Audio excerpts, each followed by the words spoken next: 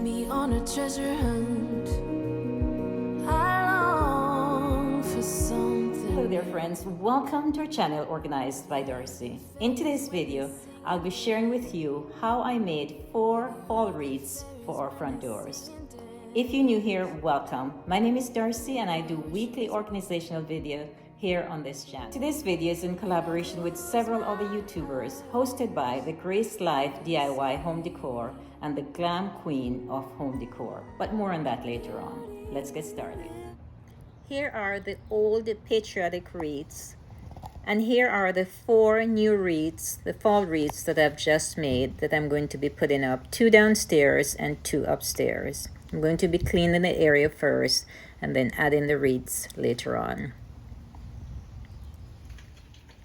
I'm taking down 2 of the old patriotic wreaths, and then I'll be cleaning the doors and then putting up the new wreaths. So here are 2 old wreaths and the 2 new wreaths for downstairs.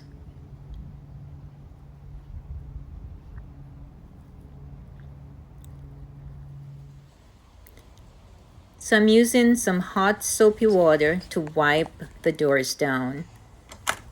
This is a white door, so I'm going to make sure that all the areas are clean because it gets really dusty, and so I'm just wiping all the crevices, all the corners, to give it a nice clean look. I'm also cleaning the handles of the door, and that also looks very nice. Here I am putting up the new wreaths, just sprucing it up a bit. I'm upstairs now taking down these old patriotic wreaths and adding these new fall wreaths here.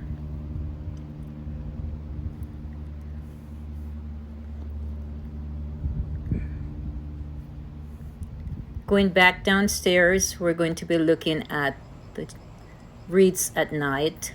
The light is on, very, very pretty. Everything looks amazing here at night.